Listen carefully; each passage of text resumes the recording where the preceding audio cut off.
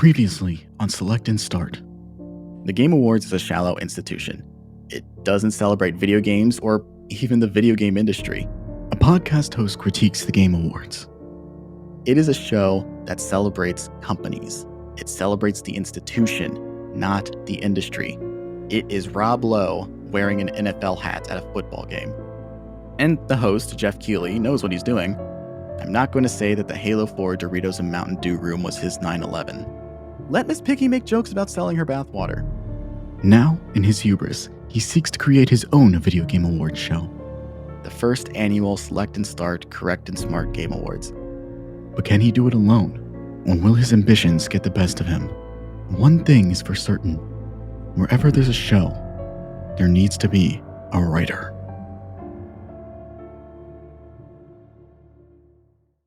In the beginning, God created the heavens and the earth.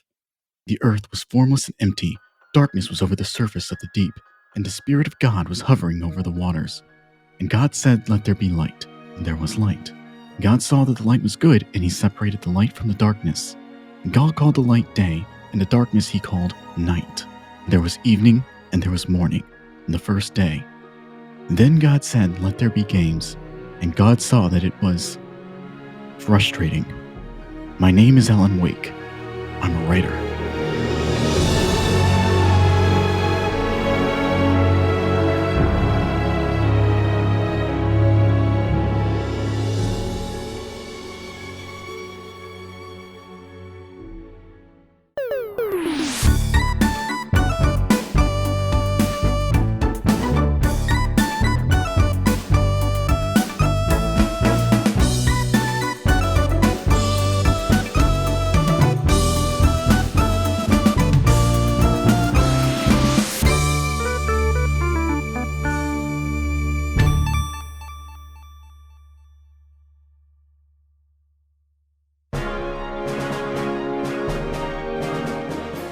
Hello and welcome to the first ever Select and Start Correct and Smart Video Game Awards. Hosted, written, and edited by me, Keifer. With additional script contributions by Alan Wake. Usually on Select and Start, I bring on a guest to talk about a meaningful and memorable video game that made an impact on their life. Of course, things are a little bit different today. Today, we are here to celebrate the meaningful and memorable video games released in 2023. A year that had an overwhelming number of quality releases. And we'll talk about them shortly. Before we spend the rest of the episode celebrating video games, I want to quickly acknowledge a serious issue. In my last episode, I used the 2023 Game Awards, hosted by Jeff Keighley, to examine the issues plaguing the video game industry. And one of my central criticisms of the Game Awards was how it purported to celebrate video games while completely disregarding the issues plaguing the people who make them. The mass layoffs went unacknowledged, even as people protested outside of the building where the event was held. The workers who give us so much are given very little, regardless of the success of the games and products that they work on. And on that night, Jeff Keighley couldn't even give them the basic recognition they deserved. In the first month of 2024 alone, nearly 5,700 people in the video games industry have been laid off. The most notable examples of which being the 1,800 people laid off at Unity, the 500 laid off at Twitch, the 530 laid off at Riot Games, who announced these layoffs to the public at the same time they did to their employees, and Microsoft, who laid off about 8% of their gaming division. 1,900 employees at Xbox, as well as ZeniMax and the recently acquired Activision Blizzard, have lost their jobs this past January. And once again, nearly 5,700 people in the first month of 2024. In my previous episode, it was estimated that 10,500 people were laid off in the industry last year, meaning we're already nearly halfway there with 11 months to go. It is upsetting and thoroughly unsurprising that this issue is persisting and almost certainly growing in 2024. The fault does not lay with the employees, but with the people who run these companies who do not see their workforce as people and laborers, but as a direction of a line on a graph. It is unfair that these workers suffer the consequences of their employers' bad decisions. When you're laying off hundreds, even thousands of workers without stepping down yourself, you're passing your failures onto people far more vulnerable than you. You're playing with people's livelihoods. It's cruel. The wealthy executives at the top are striking at the foundation, unconcerned that they'll eventually topple the whole building. They're the real danger to the industry. and they need to be held accountable and face the consequences of their actions.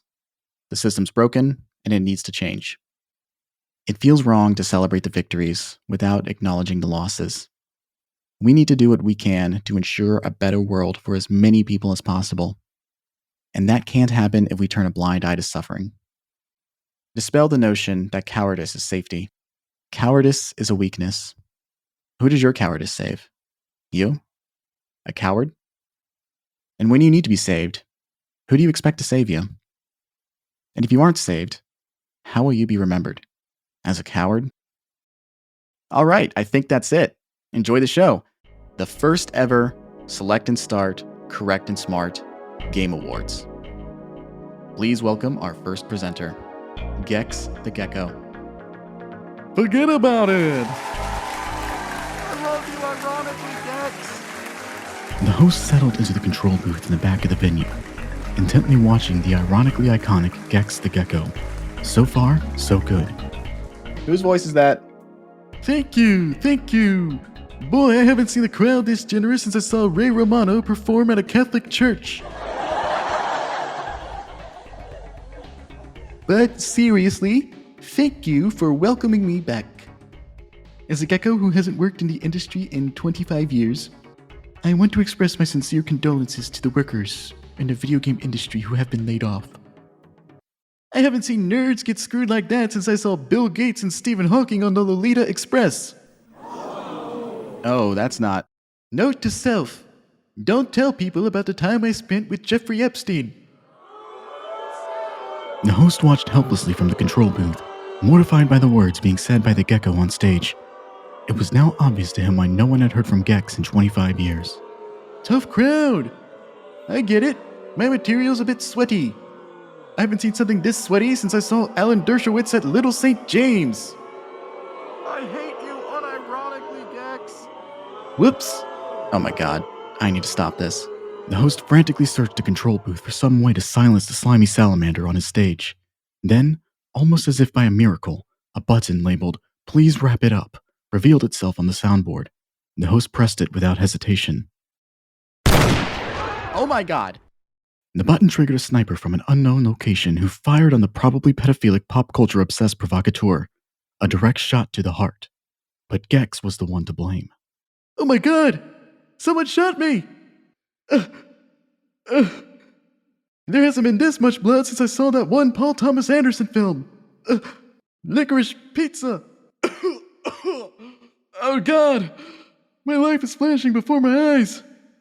God, I watched a lot of movies. I've seen things you people wouldn't believe. I'm melting! Oh, what a world! Gentlemen, it's been a pleasure playing with you tonight. That's all, folks. I'm finished. Gex's body collapsed to the ground. After a lifetime of eating flies, his body would soon be surrounded by them. Because he was dead. Jesus fucking Christ, he's dead. The host wavered between shock and relief at the events that transpired before him, but urgency quickly took control. Oh god, we need to go to break. Let's just play a quick trailer and give out the first award. Oh god, I don't have any trailers. Just play the Zelda Twilight Princess trailer from E3 2004 and pretend it's new again. We'll be right back. I mean, if the episode's bad, I can just delete it. I shouldn't overthink it. Now we're back on. Wow, what a spectacular trailer from 20 years ago.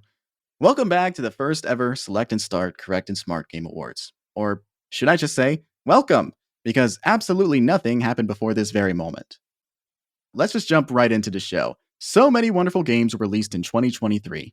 In my last episode, I spent an hour laying into the Game Awards and how I personally thought it fell short as an event that purportedly celebrates video games. But as I said in that episode, it doesn't meaningfully do that. And my show is about meaningful and memorable video game experiences. So I wanted to give my own award show a shot and celebrate the hard work and dedication that resulted in the video games that we loved from the past year. One problem though, I didn't play a lot of video games from 2023 because I was hosting a podcast about meaningful and memorable video game experiences. So naturally, most of the games that I played last year were from not 2023. I only played 6 games released in 2023, and you'll hear what 6 games I played shortly. And I still want to celebrate and recognize the incredible work done to release the countless beloved titles from last year. Which leads me to my first award of the evening, my most anticipated game of last year. At the Game Awards, they present an award for the most anticipated upcoming game. And I personally take issue with that because it's one of the many things that make the event feel more like a marketing blitz than an award show. So I'm going to reverse it. This is the award I hand out to a video game that came out last year, but I still haven't gotten around to yet. Now, there are so many games on this list. There are well over a dozen games I want to play from this year, but I've narrowed the list down to games I've already purchased, downloaded, or will most definitely purchase in the near future. And the nominees for my most anticipated game of last year are Armored Core 6, Baldur's Gate 3, Sea of Stars, the Super Mario RPG Remake, Star Wars Jedi Survivor, Hi-Fi Rush, and the winner is Baldur's Gate 3. Surprise! It's weird feeling like one of the few gaming podcasters to have not played Baldur's Gate 3, but I have been holding out for the physical release for reasons that should be obvious to those of you who listen to the show regularly. A game worthy of so much praise and admiration from critics and fans should be immortalized as much as possible, especially one that was clearly the product of so much hard work and dedication. Congratulations, Baldur's Gate 3, for winning the first Select and Start Correct and Smart Most Anticipated Game Award. In addition to the money you will receive from me when the game is released, here is your trophy that is unseen because this is an audio-only podcast. Accepting the award on behalf of Baldur's Gate 3 is a character from a game I did play in 2023, one of the apes from Ape Escape.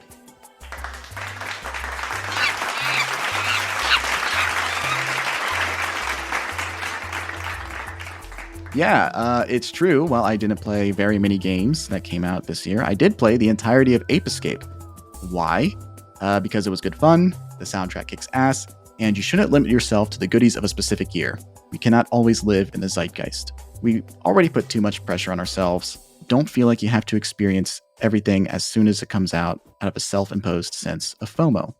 It's not the most enriching way to live your life, and it is a huge financial burden to do that. Well, that just sounds like you're a broke boy making excuses for himself. Who said that? A figure emerged from the shadows. More specifically, an iconic figure of both the writing and video game worlds. The iconic figure was wearing multiple jackets, a metaphor for the multiple layers to contain the layers of depth he too possesses. The allegorical became literal. The literal is me. My name is Alan Wake. I'm a writer.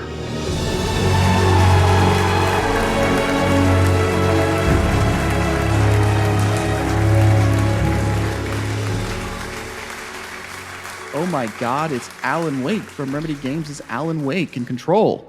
Mr. Wake, it's an honor to meet you. Thank you for the... Wait, what about my other games? I'm sorry, I'm embarrassed to say, but I haven't gotten around to Alan Wake's American Wasteland yet. It's called Alan Wake's American Nightmare.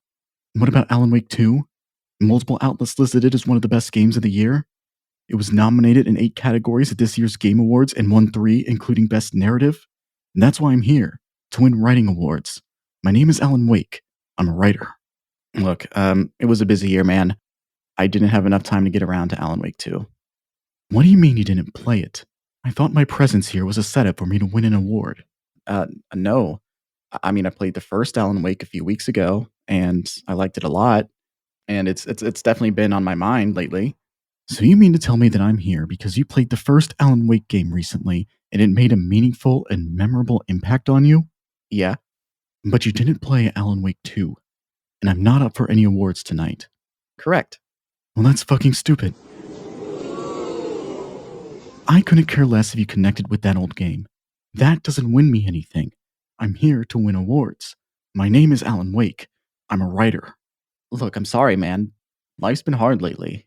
I've been in kind of a dark place, and I haven't gotten around to as many games as I'd hoped. I haven't even played enough new games this year to justify a writing category. I understand. As a writer, I also understand not having enough time to do enriching activities.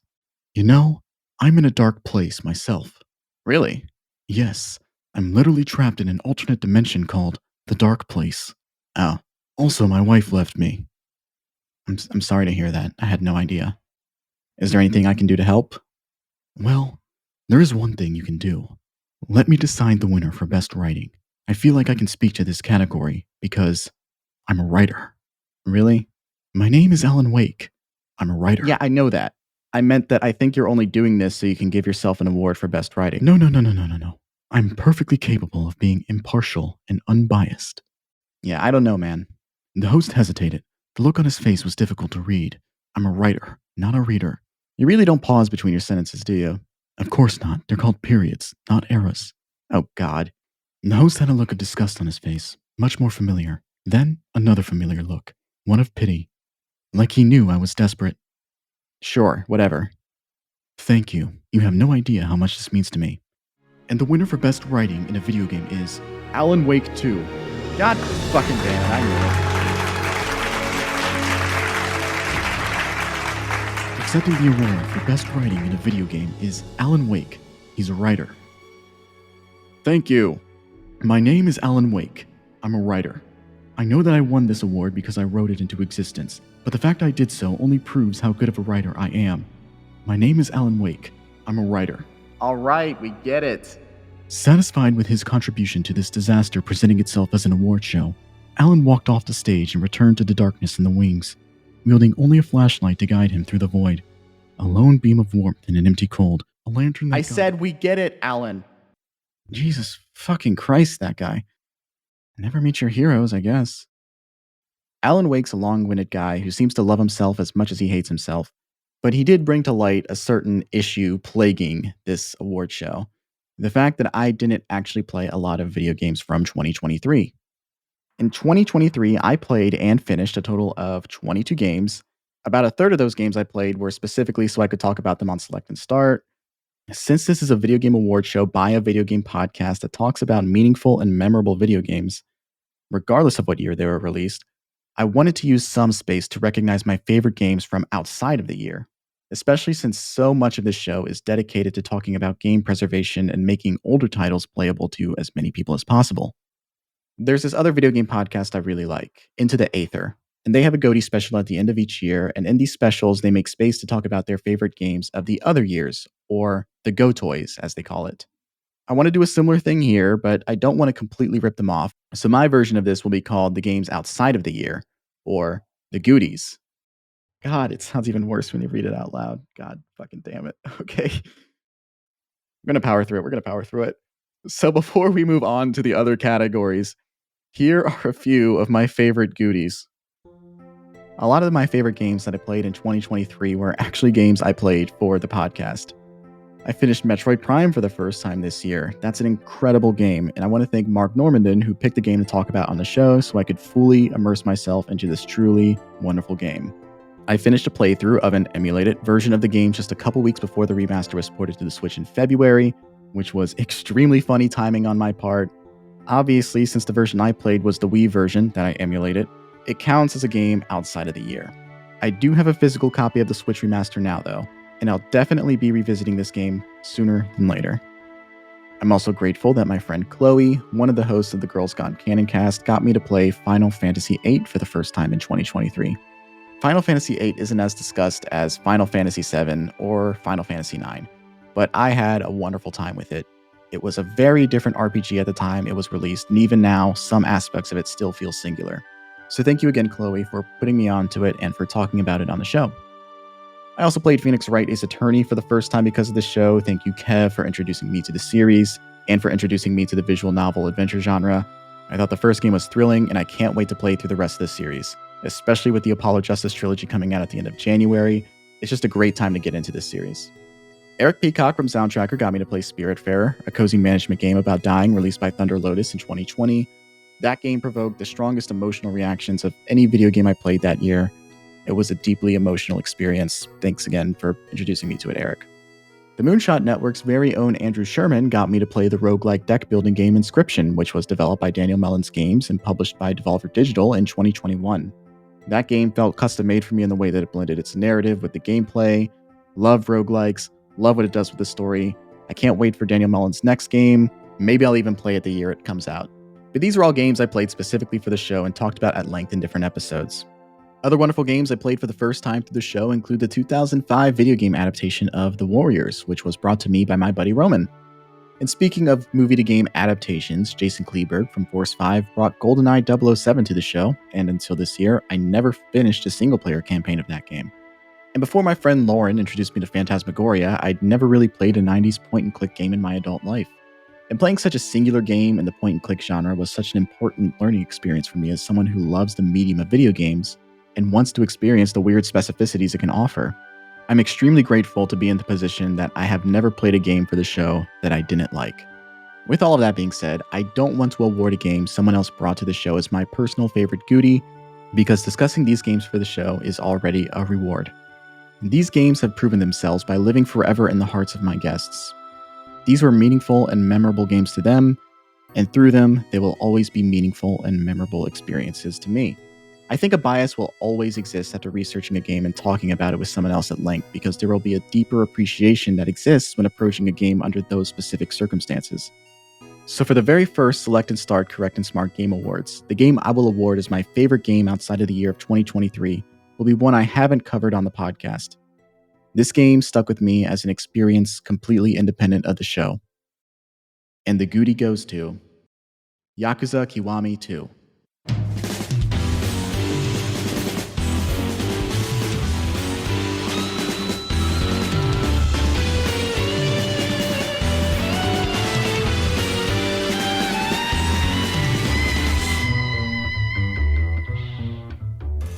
I'm a tremendous fan of the Yakuza series so far, and I've been playing through the series at a rate of about a game a year now.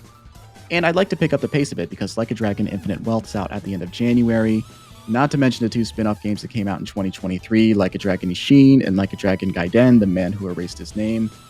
By the way, for those who haven't played the series yet, they have changed the name in the West. This is sort of to maintain a worldwide unity in a naming convention and branding in Japan where it was always called Like a Dragon. When the series was first introduced in the West, they used the title Yakuza for the original game and its subsequent entries because it was a flashier name that they thought would be a bigger draw. And it took a while for the series to take off, but when it finally did, and God did it deserve to, they stuck with the naming convention until the release of Yakuza Like a Dragon, which came out in 2020. And moving forward, the subsequent entries of the series have been called Like a Dragon. And while I worry about the confusion and understand the reflexive fear of change, I do understand it because Yakuza wasn't the most accurate title for the franchise. The series protagonist, Kazuma Kiryu, was in the Yakuza, and the conflict of the series is driven by Yakuza politics, but the series is so much more than crime drama and gang wars. Kiryu isn't a typical protagonist of a crime drama. His arc is that of someone trying to better himself and the people around him. And the reason he gets entangled in the drama is because he has a reputation that makes him feared and respected. In reality, though, he's just a sincere doofus who loves his friends and has a strong sense of loyalty and devotion. He is not Henry Hill from Goodfellas. If anything, he's much closer to Hank Hill if Hank Hill made good on his promise to kick people's asses. And it's that characterization that makes Yakuza Kiwami 2 such a good game. He's such a wonderful protagonist that you get to see grow and mature while also maintaining that sincere cluelessness. It's a lot of fun. The story of the Yakuza games are great, and the way that they connect on a narrative and gameplay level is truly incredible. Since the setting stays the same across each game as time passes, the Kamurocho and Sotenbori districts feel like hometowns that change in subtle or extreme ways across entries. They feel like a living town and not like a playground or sandbox as we traditionally see in open world games. The Yakuza games are 1/3 life simulator, 1/3 beat 'em up, and 1/3 RPG. And that greatly impacts the way that you explore the world and your relationship with that space, because the world of Yakuza is what really sets this series apart. The world that you explore is smaller but more densely packed. The story is great, but what makes these games truly special are the sub-stories and diversions you run into while going about town. Some of these side stories are dramatic and emotional, like helping an old friend deal with a biker gang from his past. Some help complete strangers in meaningful and impactful ways, like encouraging the director of a beloved movie franchise not to give up after the poor reception to his last film. And others are just funny, like when you kick a mob boss's ass because he has a diaper fetish and he's forcing his diaper fetish onto everybody else and are making him uncomfortable. That is an actual sub-story. The Yakuza games are long, densely packed games, but I love every minute of them, and I can't wait to make my way through the rest of the franchise. Congratulations, Yakuza Kiwami 2, for winning the first ever GOOTY. I'm also sorry that it's called GOOTY, but also congratulations. Now, the Yakuza series is published by Sega, who recently have been accused of retaliating against their newly formed union by announcing layoffs that would affect nearly half of the unionized employees. And it's important that I balance the praise I offer a game with the criticisms I have of their publisher. I have solidarity with the workers whose livelihoods are being impacted by Sega's underhanded corporate tactics.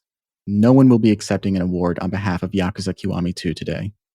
The host also couldn't think of a decent gag for this one. It can be two things, Alan. Go be meta somewhere else. All right. What other categories do we have today? Let me check my notes. Okay. I don't remember writing this down.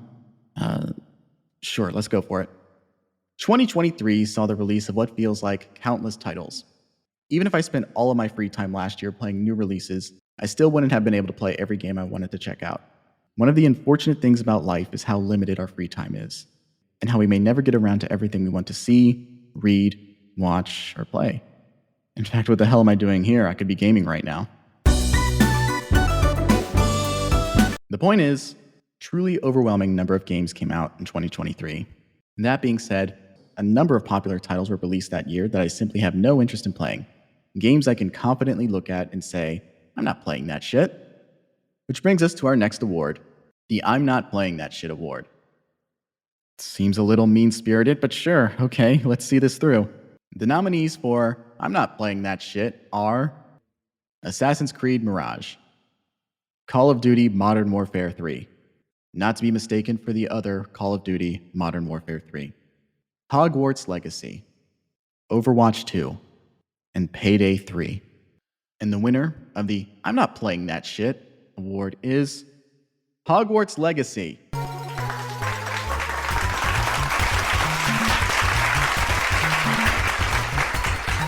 Accepting the award for Hogwarts Legacy is J.K. Rowling's new character, Transphobic. Hello. Firstly, I wanted to say thank you, not for this award, but to Alan Wake for making me real, so I could accept this award on behalf of my creator, J.K. Rowling. I wanted to use my platform to remind people that J.K. Rowling once said that Dumbledore would oppose a boycott of Israel. That was a real thing she said in 2015. That was something that she thought was a productive use of her time. That was a real thing she wrote. Long live the new flesh. Oh my god, the spotlights are hurting Transpo. Oh my god, the veil of darkness surrounding Transpo has dissipated, making him vulnerable to physical attacks. I thought that veil of darkness was because he was a British TERF, but it turns out it's because Alan Wake manifested him into reality with his writing. Oh my god, Alan Wake is here with a gun. There's only enough room for one hack writer in this world. Eat lead, you brainchild of a bigot. He's shooting Transpo. He is shooting Transpo multiple times with a gun. Okay, he stopped shooting. Oh, he's reloading. And he's shooting Transpo again. Okay. And he's dead. Transpo is dead. Alan Wake is now the recipient of 2 awards, currently by force. My name is Alan Woke. I'm an ally. Oh my god. Ask me how many genders there are. I don't think I want to, Alan. As many as I can think of, because I'm a writer. Okay, Mr. Writer. Are you adding more categories to my show so you keep having excuses show up? Because I didn't write this one down. People are always asking me about pronouns. Of course I'm pronouns, because I'm a writer. Please wrap it up. Satisfied that his allyship was awarded publicly, Alan Wake left the stage so the selfish host could go back to making it about himself. Christ, what a fucking asshole. But congratulations to Hogwarts Legacy for the only award it will ever get. I'm not playing that shit. Kind of a mean award category, but at least it went to a deserving target. If this award category made you mad, it wasn't me, it was Alan. Alan did that. Please send all of your hate mail directly to him. He lives in a dark place. If you need the address, I looked it up. It's just the number 0. So yeah, send it there. Send it to the dark place. Moving on, next award. Funniest game title. This isn't an award for the funniest game of 2023. No. And this isn't me making fun of the quality of any games. No. This is specifically an award for the game that has the funniest title. Like I said, I didn't play a lot of new games this year, guys. I'm really reaching for categories. And the nominees for funniest game title are Thirsty Suitors, Star Wars Jedi, Survivor, The Murder of Sonic the Hedgehog, Ultimate Sackboy, Call of Duty Modern Warfare 3, and Lies of P. And the winner is, of course, Lies of P.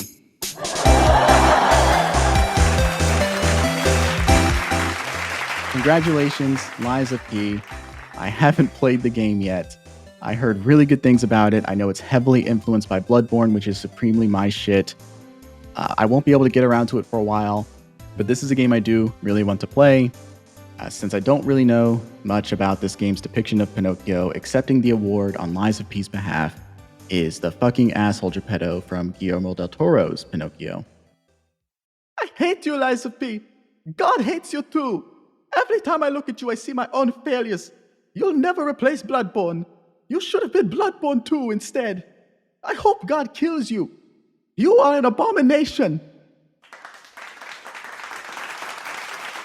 Thank you, asshole Geppetto, and congratulations again to Lies of P. All right, look, no more joke categories. I want to talk about the games from 2023 that I actually did play. I played very few, and I wish I'd played more, but I can truthfully and confidently say that I enjoyed everything I played from last year. I played 6 games from 2023, and here's what I'm going to do. The rest of this episode will be a countdown to the game of the year. I'm going to talk about each of the games that I played in 2023 and sort of talk about them in an ascending order from the game I enjoyed the least, but obviously still had a good time with, leading all the way to the game of the year. So let's talk about number 6. Number 6 is a game I brought up in multiple episodes. It's Chia by Awaseb Games.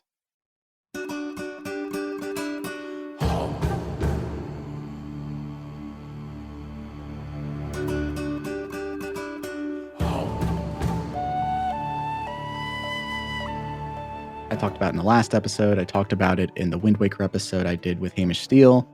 I'm not going to spend too much time talking about it, but it is a cute, adorable, open world exploration action adventure game where you play as the title character Chia and explore a world inspired by New Caledonia. And I thought that this game was very cute. I love the way that it incorporates the gameplay of Zelda games like Breath of the Wild and Wind Waker to tell its story. It's a game that's made as a labor of love to a country that has a rich and beautiful culture and history that most people are not privy to. And I really admire that because it's incredible that the medium of video games can be used as this canvas to express something so lovingly and artistically. It is not a very challenging game. In fact, you can actually skip any gameplay segments at any time. It is a game that is basically inviting you to experience it, but also giving you the leeway to move forward if you are not feeling any particular section. The physics are very fun. I love how it incorporates aspects of Zelda's gameplay with also Mario Odyssey's gameplay. Chia's special ability is being able to take control of the bodies of various animals in the archipelagos that you explore, as well as inanimate objects, whether those are logs and logs that can catch on fire and then be thrown at enemies to set them ablaze, or you can just turn yourself into a rock and roll around as a rock and also throw yourself as a rock. Being the first game from a studio and being such a big project, it is definitely a game that has ambitions and doesn't quite meet all of them at the level that it's trying to get at. But I do really deeply admire it, and I'm glad that this game was released. So thank you so much, Awaseb. I really look forward to your future projects. When Chia won the Games for Impact Award at the Game Awards, Shuhei Yoshida, a representative from Sony Interactive Entertainment, a major corporation, accepted the award on behalf of Awaseb. In that spirit, a representative for a major corporation will be doing the same at the Correct and Smart Awards. Accepting this award for recognition on behalf of Chia is Dave the Diver.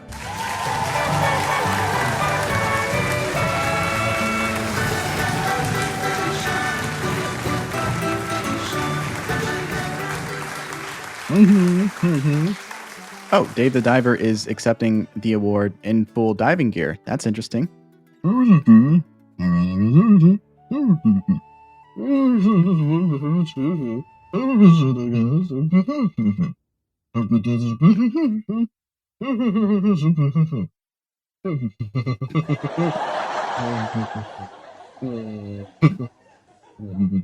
Keep my wife's name out of your fucking mouth. Alan Wake stormed onto the stage, wearing his rage like a fitted suit, perfect for the sham of an award show. Alan began to raise his hand into the air as the distance between him and Dave the Diver closed. Oh my god, Alan Wake just slapped Dave the Diver. Oh my god. What a horrific thing to do at an institution as sacred as an award show where we reward entertainment. He could have killed him. Dave the Diver was stunned, scared shitless. So shitless, in fact, that he shit in his pants. What the fuck, man? Alan, what the fuck? That was way over the line. The host of the award show also shit in his pants. Cut the commercial. Cut the commercial. Cut the commercial. Need a new campaign idea for your tabletop role-playing game? Looking to improve your GMing skills or become a better player? Curious about exploring the origins of your favorite races, classes, and creatures? Then check out the Maniculum podcast, where we show you how to use medieval history to your advantage. We're your hosts, Mac and Zoe, a professional medievalist and a AAA game developer, and together we use modern game design techniques to uncover the origins of your favorite tropes and adventures from medieval manuscripts. In each episode, we explore a new medieval manuscript, its connections to modern TTRPGs, and teach you how to adapt these tales into compelling campaigns and amazing adventures. Whether you're looking to recreate the noble Arthurian tales or incorporate weird and wacky medieval monsters into your campaign, the Maniculum podcast has you covered. Listen to our fortnightly podcast for free on iTunes, Spotify, or your preferred podcasting app now.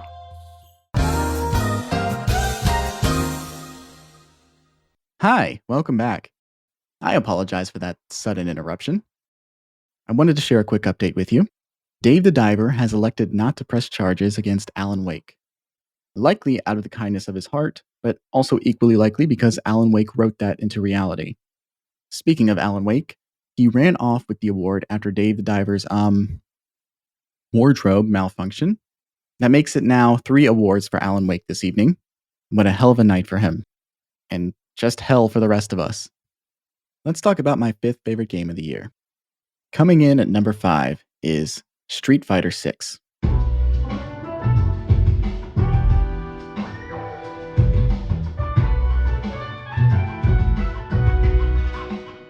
I've said this before in my Tekken 2 episode.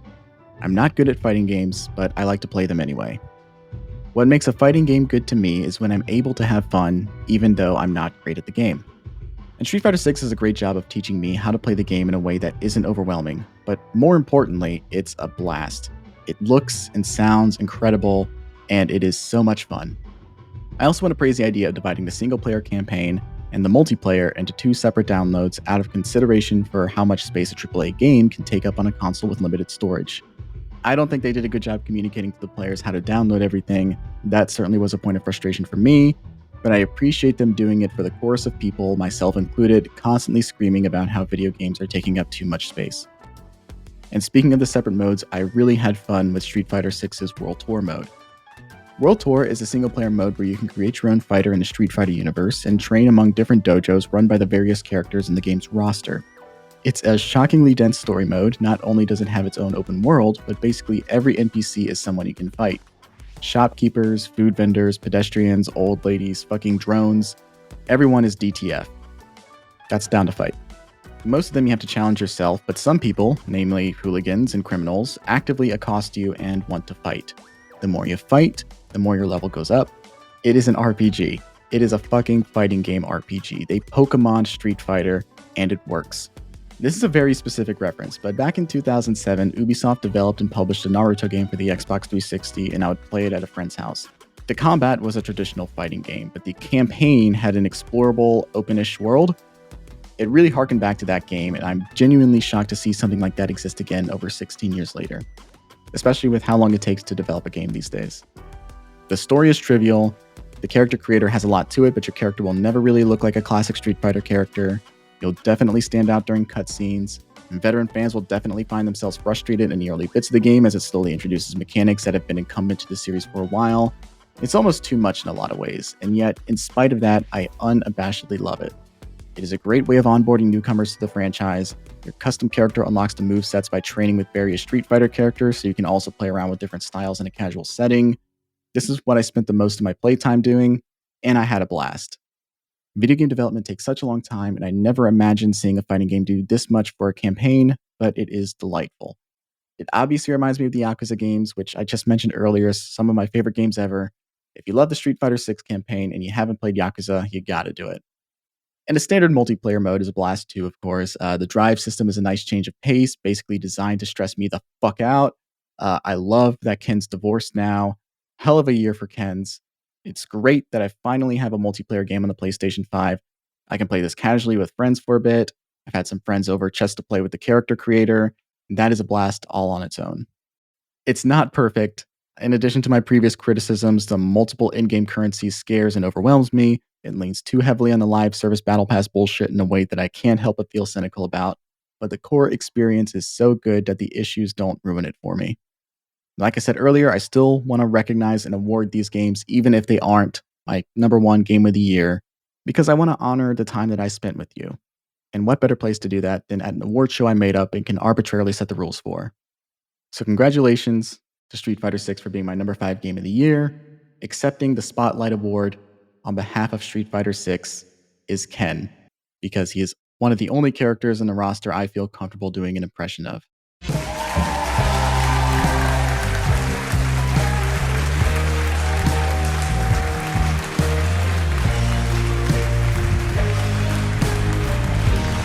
Wow. Thank you. It means so much to win this participation trophy after my wife has chosen to no longer participate in our marriage. I wanted to share 3 quick Street Fighter facts while I have the stage. Fact number 1. The 1994 Street Fighter II animated movie had an English dub, and Bryan Cranston voiced Fei Long in it. I just thought that was interesting. Fact number 2. The English dub also replaced the original movie score with a bunch of 90s alt-rock. So there's a scene where you can hear me talk about marriage with my now ex-wife, while Dem Bones by Alice in Chains blares so loudly that it almost drowns out what's being said. Seriously, guys, watch this English dub. I can't be alone with these thoughts. Fact number 3. I miss my wife. I miss my wife so much. I am so sad that she left me. I hear that, brother. Thank you, Alan Wake. Thank you again for this award. Good night. This is Ken's first win since losing his wife. Congratulations, Street Fighter 6. We aren't done yet, of course. We still have a few more awards to hand out. So let's talk about my number 4 game of the year, Spider-Man 2.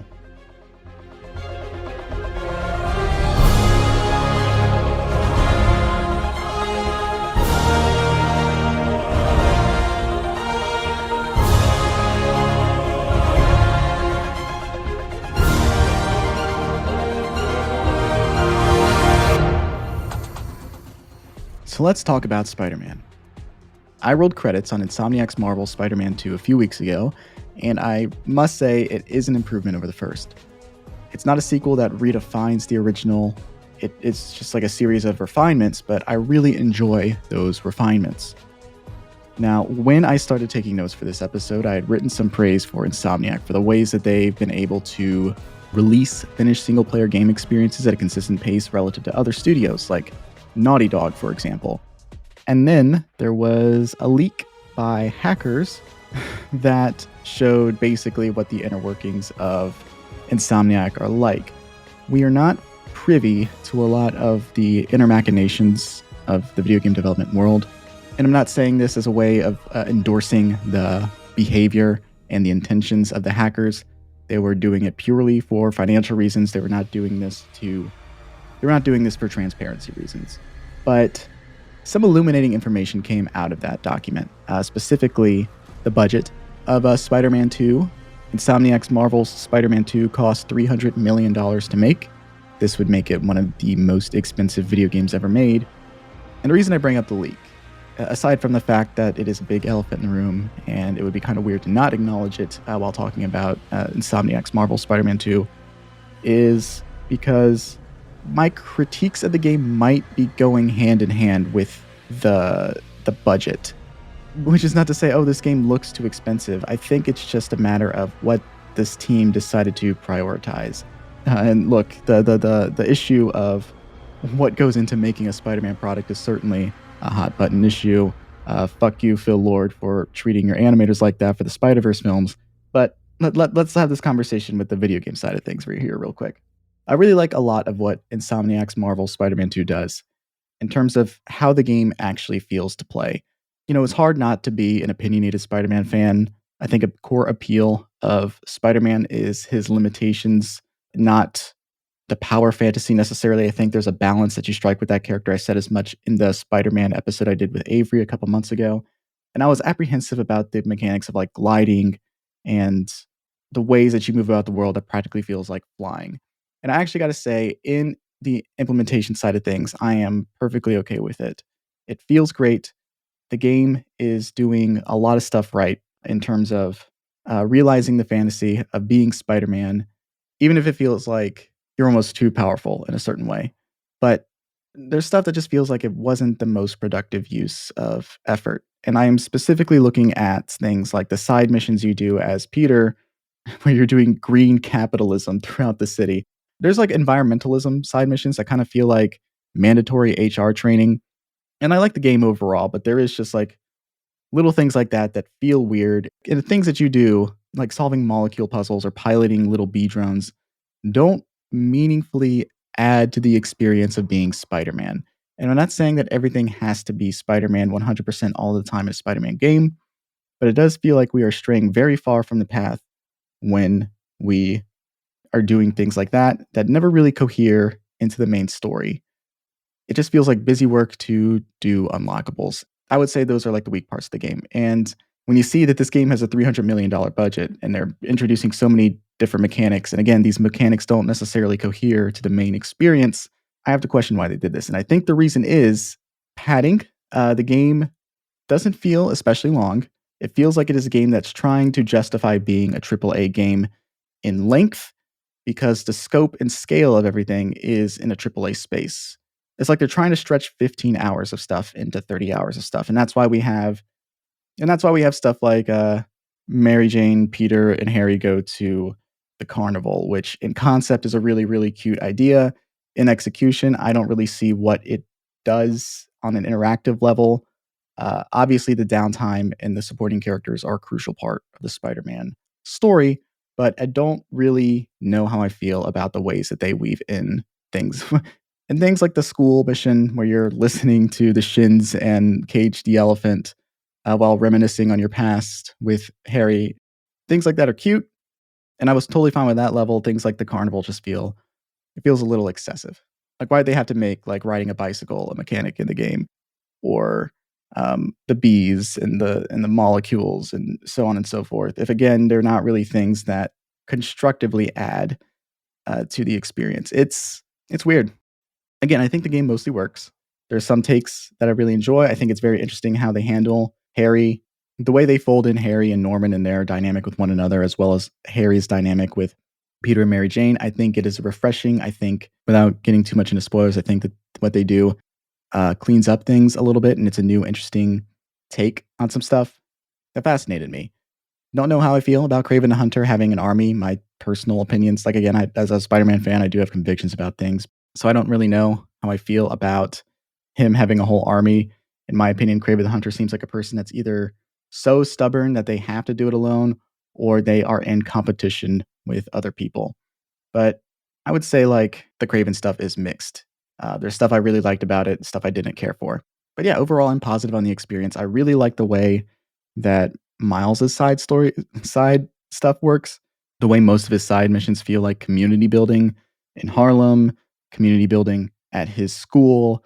The Mysterium stuff is some of the better side stuff in the game, probably the best side stuff in the game. And while he doesn't get like the most to do in the main story because so much of it is driven by, Peter Parker, Mary Jane, Harry Osborn stuff, incumbent Spider-Man stuff, it doesn't feel like he gets too much to do in the central game. And they certainly try, but I do think he gets to shine more in the side stuff, which is not ideal, but there is some stuff there that I really like about this take on Miles that really makes it feel distinct from the Spider-Verse version that most people are familiar with. So, yeah, in conclusion, Spider-Man is a land of contrasts. And while I have mixed feelings on a lot of things, it was ultimately an experience that I felt was worthwhile, and that's why it is my number 4 game of 2023. So, accepting the award for Insomniac's Marvel's Spider-Man 2 is one of the Spider-Men in the game, the older Spider-Man. This is Spider-Man 2's first win after being nominated for 7 categories at the Game Awards and winning 0. Hi everyone, Spidey here. A little weird that you guys went out of your way to say that I didn't win at a different awards show, but hey, Spider-Man's used to losing and getting humiliated. Anyway, thank you for this, Hey, just to be clear, this is a Game of the Year award, right? Actually, no, it's more of a you didn't win Game of the Year, but here's a consolation prize thing. Oh, okay. But it is an award, right? Yeah. I'll take it then. Wow, what a humble guy.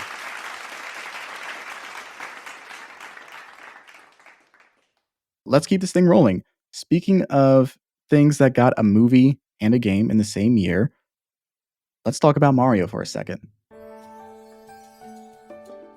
What a year it's been for Mario, and one that feels like the biggest turning point for the character since Super Mario 64.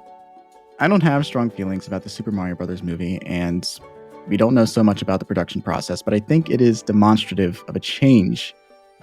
Time will tell if it's Nintendo showing a willingness to loosen their grip on the leash of their intellectual property.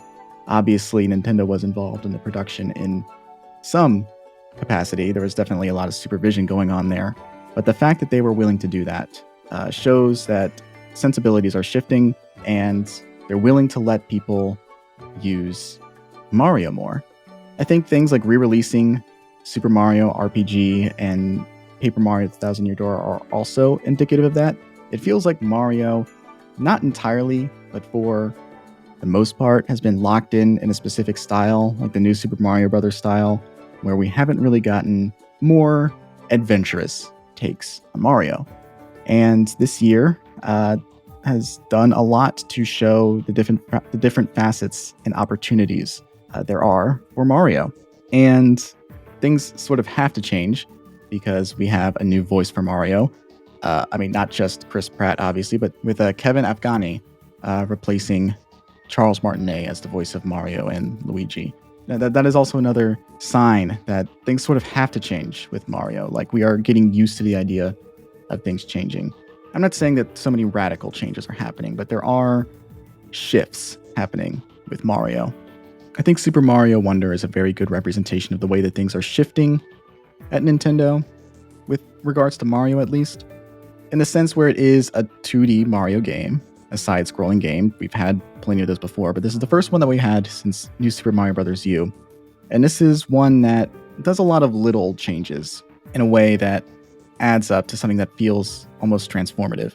There's the obvious things like the art style being very different. This is the first time that it hasn't had that sort of generic house new Super Mario Bros. Style that's plagued the 2D games since at least 2005. The new mechanics that they introduced with the badges, where you have an additional power or ability or buff or even nerf that changes how you interact with the level each time you return to it with a different badge. The way that they use these sort of online ghosts that feels halfway between Dark Souls and Death Stranding to change how the game is played when you turn the online functionality on in the game. These are showing shifts. They're very interesting changes that are promising and very exciting.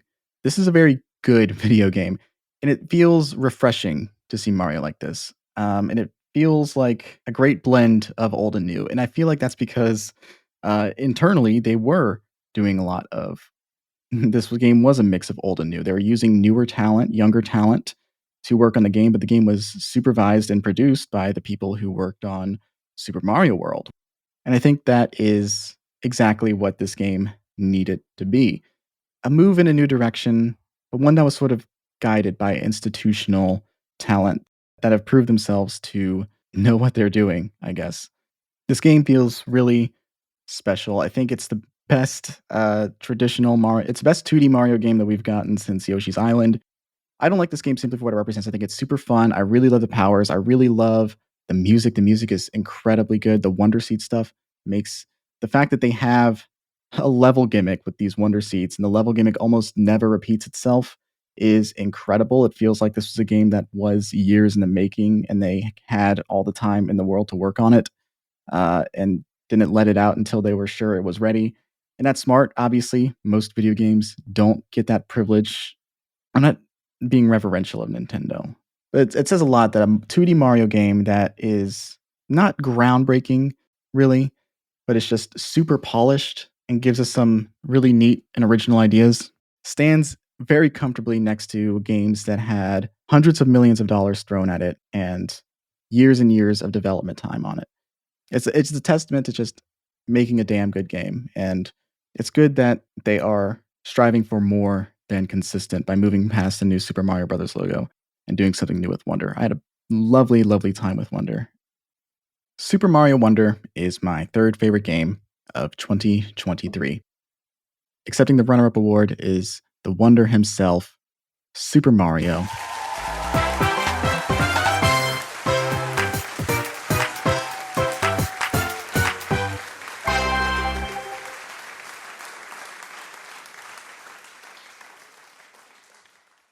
Wahoo! Unbelievable. For those of you who don't speak Italian, Mario just used his time on stage to reaffirm the legitimacy of the Mushroom Kingdom's monarchy. He said that Princess Peach's rule is divine, and any authority that dares question it not only goes against God, but against Mario as well. This is a terrifying and authoritative statement that I vehemently disagree with, but he also delivered this speech while he was in his small form, so it was kind of adorable. I am shaken to my core, but the man's charisma cannot be denied. Congratulations to Super Mario Wonder, I suppose. Speaking of games that don't reinvent the wheel, but are just really damn good, let's talk about my second favorite game of 2023. Resident Evil 4 Remake. The original Resident Evil 4 was not a game that needed a remake.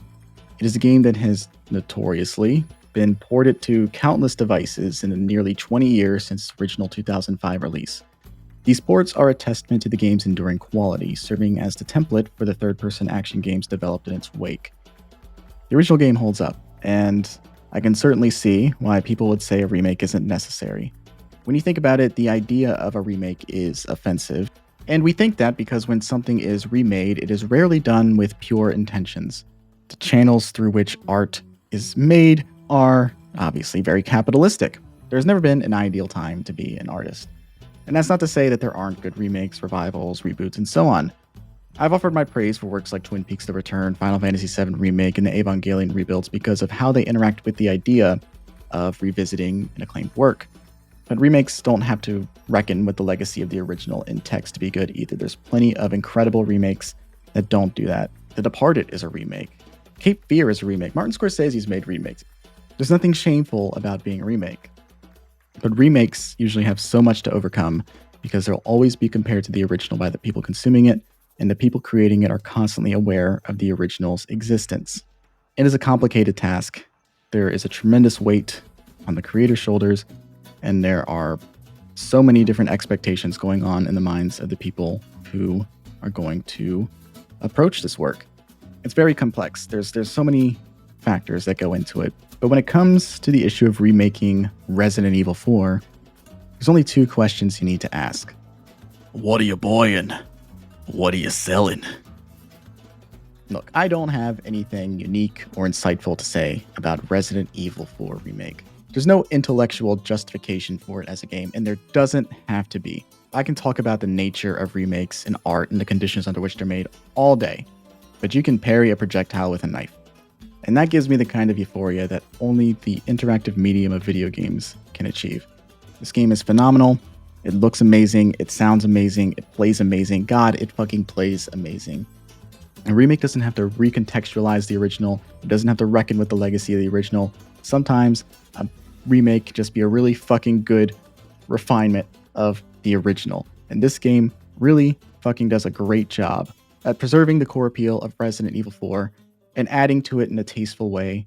It doesn't go too far. It is just talented people working off of an incredible template to make an incredible game. Resident Evil 4 is exactly the kind of thing I'll buy at a high price. And that's why it's my second favorite game of 2023. We wanted to get the Resident Evil 4 merchant to accept this award, but the Get Played podcast already uses him as a recurring character on their show, and I didn't want to overstep. So accepting the award is the game's protagonist, Leon Kennedy.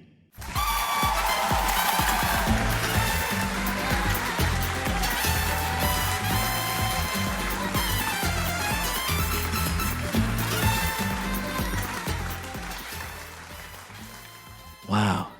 Thank you for this prestigious... Leon, I'm sorry, but we're gonna have to play you off. The Alan Wake bits took up too much time. That stupid copycat asshole. Jealousy's a disease, gay boy. I'm not gay, you hack. Well, you better not be homophobic, because it would only take me 30 seconds to write the words "you're gay" and make it true. Why would it take you 30 seconds to write 2 words? Hey, I've got depression, asshole. Why don't you just write that you aren't depressed anymore? Oh, look at that. He's ableist too. Everyone look at the ableist homophobe this institution is rewarding. Alan, stop trying to smear Resident Evil 4 remake so you can take the reward. You already have 3. Isn't that enough? You sound like my editor. Isn't that enough? No, it needs at least 200 more pages of me describing the history of how one particular statue was erected in this town the book is set in.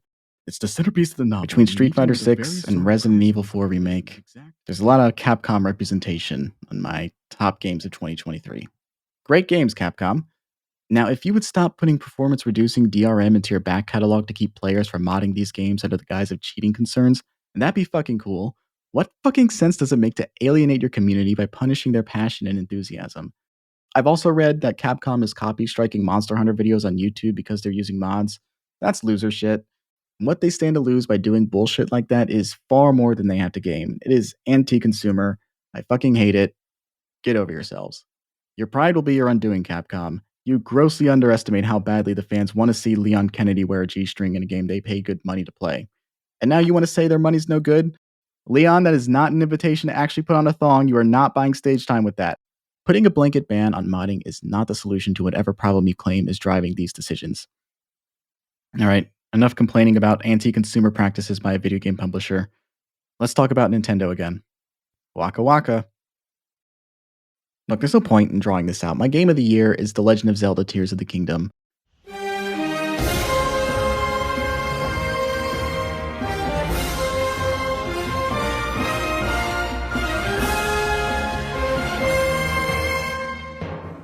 I dedicated an entire episode to this game back in June, so this probably comes as no surprise. And I'll try not to eat up too much time talking about the game again, but I truly loved The Legend of Zelda Tears of the Kingdom. As time has gone by, the hype I had for it hasn't waned. This game is special, not just in what it does on a gameplay level, but what it did for me on a personal, emotional level.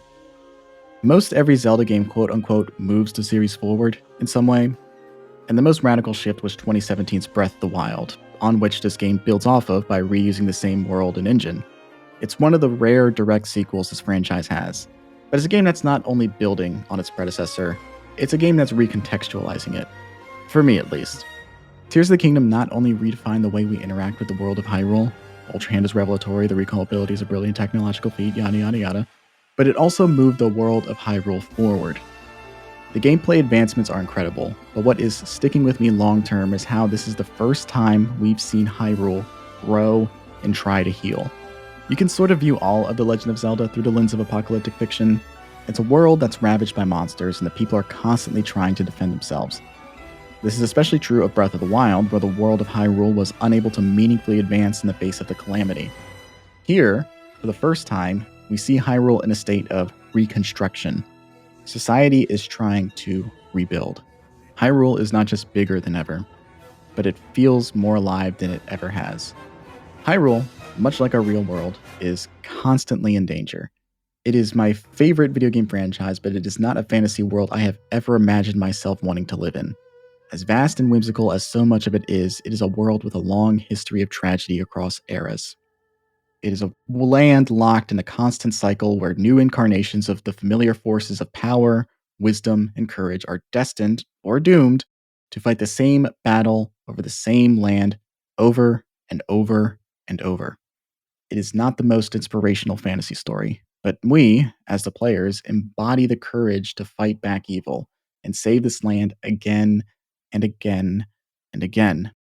But it felt like, for the most part, Link was fighting this battle alone. He had allies, but they were more often there in spirit than they were physical presences.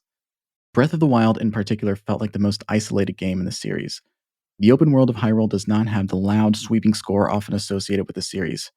It is a more quiet, contemplative experience where you set the pace of your adventure, where you save Hyrule from the sleepy apocalypse it has suffered through for the last 100 years. In Tears of the Kingdom, for the first time in the series, the world wasn't just fighting to survive, but to thrive. And Link is no longer alone. The sages you meet along the way take physical forms in the overworld and meaningfully help you in combat and in navigating the world. The people of Hyrule are actually taking up arms against Ganondorf's forces. Towns are being rebuilt. Construction supplies are everywhere in the world. And yes, this is a justification for you to have more things for your older hand to mess with, but it is also a reminder that you are witnessing Hyrule rebuild itself for the first time in this series. It may be goofy to say, but I found that inspiring. Link's courage inspired the courage in others. It was a chain reaction that showed the people in Hyrule that the world was worth saving, and they had the power to do it. It doesn't all have to fall on one person. A better world is possible if we all lend a hand.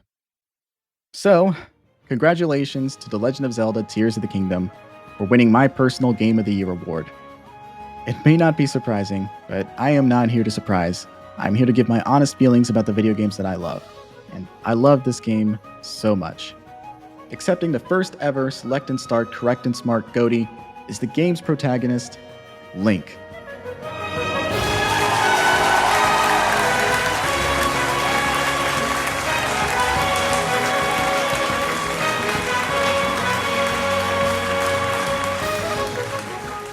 Link, please feel free to speak as long as you want. To win Game of the Year is a prestigious honor, and your game presented us a world with limitless opportunities. I don't want to put a limit on your time, so please, feel free to speak. Oh, he just left. He's a silent protagonist, right? Okay. Avatar, the player character, yeah. That's a weird and anticlimactic way to end the show. I can give a speech if he won't. That's okay, Leon. I can also give a speech.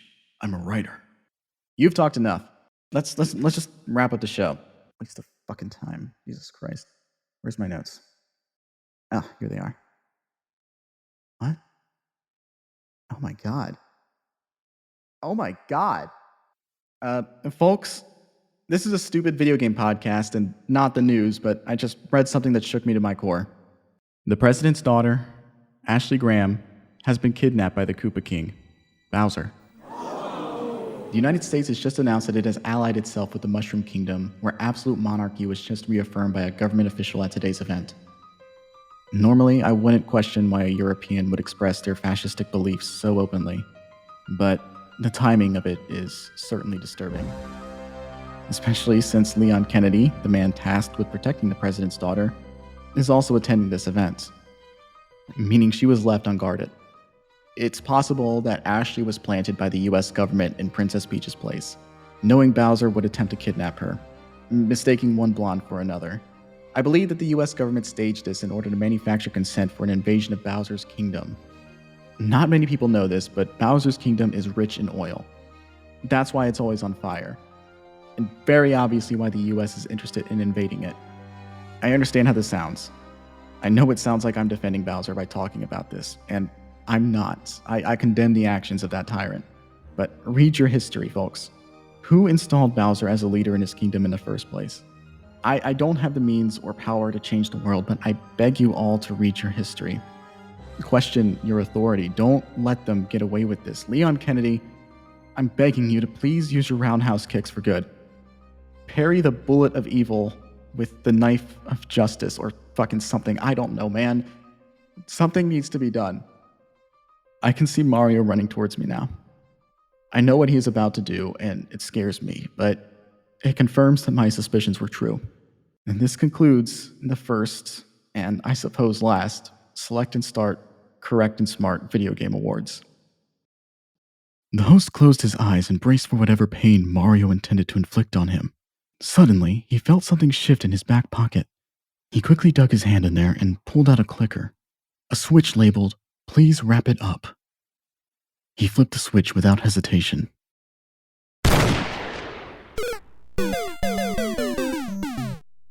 Mario had dodged bullets before, but this one wasn't named Bill. This bullet had his name on it. Following the path of Italian fascists before him, Mario met his end with gunfire. Game over. Wowie zowie. Alan Wake emerged from the darkness of the wings to greet the host. Alan, you saved me. I believe the sniper did that. Oh my god, Alan, I obviously didn't hire a sniper to hide in a theater and shoot platformer mascots. You wrote that into reality. I guess my work is getting too obvious.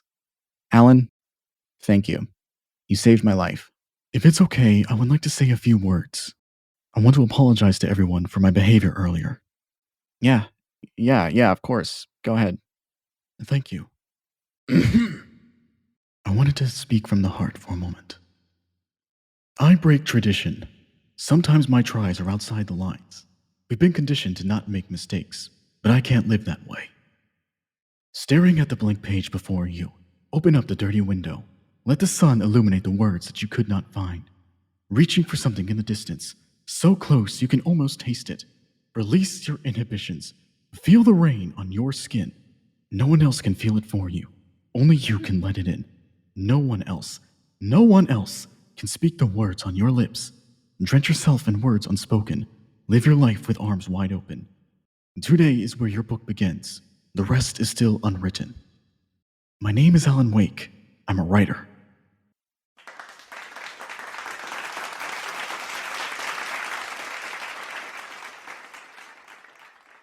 That was a real original speech.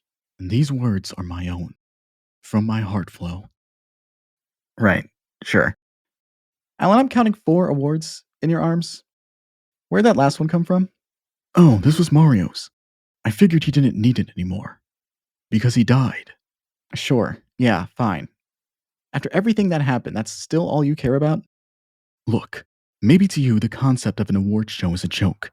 But for some of us, the artists of the world, this is what we strive for. Not just recognition, but tangible proof that we are better than our contemporaries. It consumes us like darkness, and these are our only guiding light, a beacon in the void, our lighthouse. This is what made Leonardo DiCaprio sleep in animal carcasses, what drove Bradley Cooper to put on a fake prosthetic nose to play Leonard Bernstein. It's what convinced the Step Brothers director to stop being funny. This is all we have. Jesus, man. I knew celebrities were fucked up, but are all video game characters freaks? Only if you write them that way. What? Only if you write them that way. What do you mean by that? I wouldn't worry about it. Alan, what do you mean? Alan, what do you mean? Sorry, but the show's over. We're out of time. What do you mean, Alan? It's time for me to go back to the dark place. But it won't be quite as dark when I get back. Answer me, Alan. What did you mean? Alan, what did you mean by that? Alan! There's a place that I go that nobody knows, where the rivers flow and I call it home. And there's no more lies. In the darkness, there's light. And nobody cries. There's only butterflies. I got a pocket full of sunshine. I got a love, and I know that it's all mine. My name is Alan Wake. I'm a writer. An award-winning writer.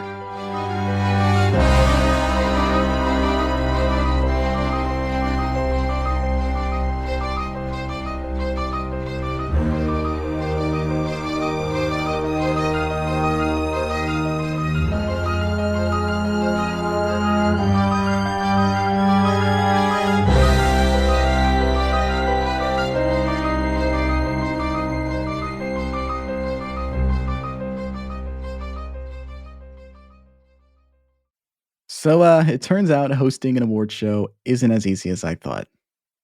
That was Select and Start's first ever Correct and Smart Video Game Awards. Thank you for listening to that, and also sorry for subjecting you to that. This started as a handful of jokes, and it just sort of spiraled into whatever the fuck you just listened to. I hope it was worth your time. I talked a lot about 2023 the last couple episodes, and I wanted to reflect on that on a personal level before I ended the episode. What a year, huh? 2023 brought you 23 episodes of Select and Start, and I see that as a victory. The show has been incredible to make, and I'm incredibly proud of the work I've done. This has been an extremely fulfilling project. It has made me connect with people in a way that I never would have had I not made the show. I've heard so many interesting stories. I've had so many engaging conversations with people, and this has really helped me feel more connected to the medium that I love so much. Video games mean so much to me, as evidenced by all of this. And it means so much to me that you listen. So thank you for that. I'm sorry the show is still bi-weekly 2 years in. It's not ideal, but it's what's possible for the show at this size. All of the recording and editing is still my sole responsibility. And I have a job and a life to maintain, cats to feed. Plus, I actually have to play the games I cover too. When I started doing this show, I was like, wow, why don't more podcasts have this format? And now I'm like, oh, duh, obviously. Video games take a long fucking time to play sometimes. And I spend a long time trying to make the show as good as possible because my work is a reflection of me. And this is work I'm passionate about. Sorry I can't do more right now. It would be the dream to do this full time, but it's not there yet. But the good news is that for 2024, I have so many guests lined up and so many wonderful games I want to talk about, some that have been claimed, many of which haven't even been brought up yet, which is super exciting. Like, it's so strange that I have done the show for this long and I've only done one Mario game. On one hand, that's really cool. I had such a wide variety of guests that Mario has only come up once. On the other hand, weird. I actually do have a Mario game in the pipeline in 2024, but it is not a mainline game, which again is really cool and part of why I love my show and its format so much. Obviously, we've talked about a lot of popular games on this show, but talking about games that are important to people because of their personal connection to it and not because of its popularity has exposed me to so many great and unique games I've always meant to play. It's got me to play games I may not have gotten around to if I were self-motivated. Of the 23 games I covered on my show this year, the ones I played specifically to talk about with my guest were Tekken 2, Metroid Prime, Final Fantasy VIII, GoldenEye 007, Spiritfarer, The Warriors, Phoenix Wright Ace Attorney, Inscription, and Phantasmagoria. That's 9 whole games I played specifically for the show. I had a great time playing them. It takes a lot to make time for games, but it never felt like a burden to play through any of these. I love games. I loved talking about these games. I'm so grateful this show and the guests I had on it gave me the motivation to experience them. I would love to do more, but again, I have a full-time job that keeps everything in my life above water, and I'm still very far away from being in a place where I have time for more. I'm proud that I got every episode out on time last year. Obviously, this year's off to a rough and rocky start, but we're adapting. We're adapting. I'm going to try my best in 2024 to stay ahead and make the show even better. Stay tuned, and thank you so much for your support. If you're listening to this, you have helped keep the show going. I can't thank you enough. And while we're thanking people, thank you to everyone who made Select and Start possible in 2023, including my incredible guests, Suze, aka Suzel on Twitch, and Jane Altoids from the Pacino Pod, Michael from the 5-4 podcast, Mark Normandin, an incredible writer for both sports and gaming. Absolutely check out his work, especially Retro XP if you love video games. Thank you to Caroline from How Have You Not Seen, Chloe from the Girls Gone Canon podcast. Thank you to filmmaker and YouTuber Adequate Emily. Thank you to Lauren Malisi, a good friend and a great writer. Buy their book of poetry, Sad Sexy Catholic. It's very good. Thank you, longtime internet friend and host of Talking Trek to You, Kev Kozer. I've known all of these people through Twitter for years. As awful as that site is, it's connected me to some truly lovely people. And I'm so grateful that they came on the pod and talked to me about video games for a couple hours. Thank you, Jason from the Force 5 podcast, as well as Chris Osborne from the Play Comics podcast, both of whom I've met through podcasting and whose shows I've also guested on. I was on Force 5 to talk about the top 5 bad dads in movies, and on Play Comics to talk about the Spider-Man 2 movie game. Check those out. Listen to their shows. They're great. Thank you to my good personal friend, Steph, who was on the Last of Us episode. You can follow her on TikTok as Spaxson. That's Spaxson.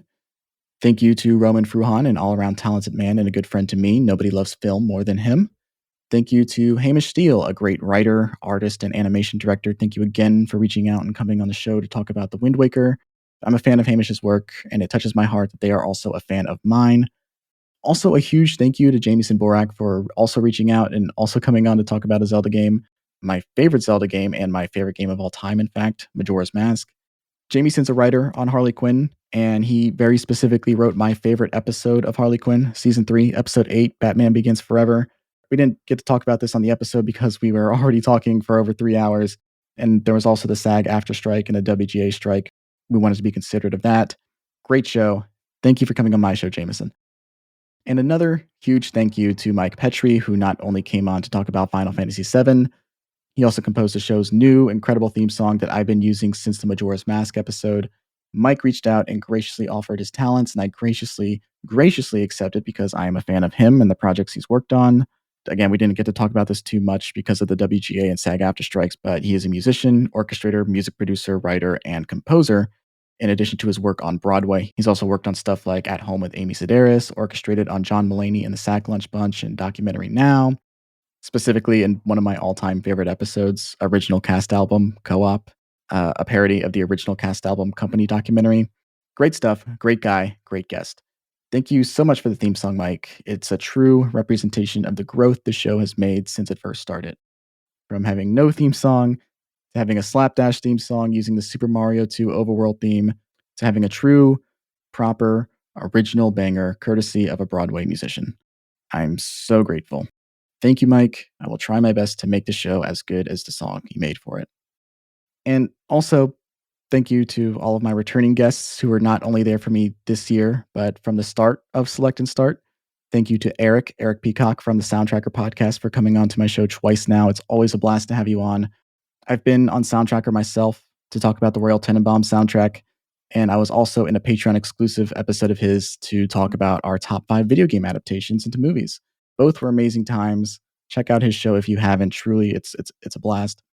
Thank you to Manu, aka Manuclear Bomb, aka my very good friend. Check out his podcast, My Brother, My Captain, My Podcast, and the Not a Cast podcast, as well as the now concluded podcast Sans Frontiers.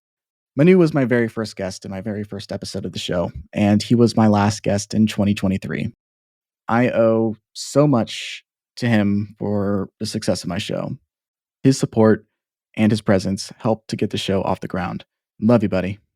Thank you to Avery Robin Ott, who made the art for this show and was in my Pokemon Emerald episode last year and in my Spider-Man episode, which he did in costume. He didn't have to do that. It is an audio-only experience, but stuff like that is also why he's my best friend in the world and also my roommate. He has literally made every episode possible by lending his talent to make the show's logo and also by living with me, accommodating me, and supporting me the whole way. Thank you, Avery. I love you. Thank you to all of the incredible people at the Moonshot Network. It's incredible to be a part of this network, especially one with such creative people in it. Thank you to Jay, Riley Hopkins, and Andrew Sherman for being on the show and for supporting the show. Please support their shows on the Moonshot Network as well. Support all the shows on the Moonshot Network, really. I have some more guests from that network coming on in the future. It's a great network full of great, talented people. You can check out all kinds of wonderful shows at moonshotpods.com. Being a part of the Moonshot Network has been incredible, and I'm deeply, deeply grateful for everything they've done to support this show. What a great group of people. I've had incredible guests on the show. All of my guests have been super wonderful, gracious, kind. I'm very proud that I've cultivated a space that makes people excited to talk about video games and also listen to other people talk excitedly about video games. It feels magical. And the fact that so many incredible people who've also worked on incredible stuff like my show enough to want to be a part of it in some way is the most affirming thing in the world as a creator. And if you're also a creative person or work in the creative field, consider hiring or working with these people in some way. Any of my guests, really. Me too, while we're at it, but especially all of my guests. I'm also available, though. Thank you again to all of my wonderful guests, past, present, and future. Thank you to all of the wonderful people who support this show. Thank you to my 3 cats, Naja, Peekwee, and Funky Boy, the most beautiful creatures in the world. And thank you for listening to this episode of Select and Start.